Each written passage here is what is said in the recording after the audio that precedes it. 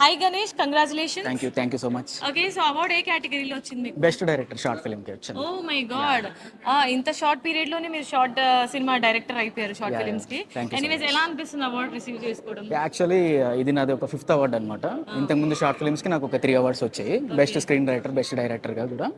So ఇక్కడ best director గా నాకు రాధే ముకుంద అని నా షార్ట్ ఫిల్మ్ యూట్యూబ్ లో మీరు చూడొచ్చు, అవైలబుల్ గా ఉంది.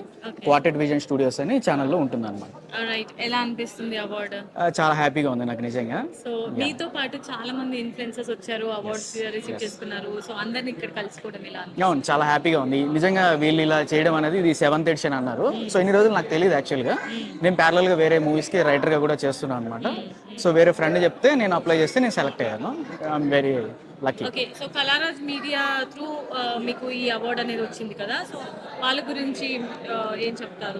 నిజంగా నేను చాలా థ్యాంక్స్ చెప్పాలి. ఎందుకంటే చాలా అవార్డ్స్ ఫంక్షన్స్ ఉంటాయి, చాలా ఫిల్మ్ మేకింగ్ ఫిల్మ్ ఫెస్టివల్స్ ఉంటాయి. అందరూ ఏంటంటే అమౌంట్ తీసుకొని అవార్డ్స్ ఇవ్వకుండా అలా చేస్తూ ఉంటారు అనమాట. అంటే ఎంట్రీ ఫీజ్ కింద సమ్ అమౌంట్ తీసుకొని చేస్తారు. సో వీళ్ళు అసలు ఏం ఎక్స్పెక్ట్ చేయకుండా కూడా ఓన్లీ టాలెంట్ని ఎంకరేజ్ చేసి ఎవరైతే టాలెంట్ ఉన్నారో వాళ్ళని చూసి ఇవ్వడం అనేది నిజంగా ఐఎమ్ ఫీల్ వెరీ హ్యాపీ అనమాట. ఎనీవేస్ గణేష్, ఇలాంటి అవార్డ్స్ మీరు విన్ అవ్వాలి, ఇంకా ఫ్యూచర్ లో చాలా రావాలి అని మనస్ఫూర్తిగా కోరుకుంటూ wishing you all the best. Thank you so much.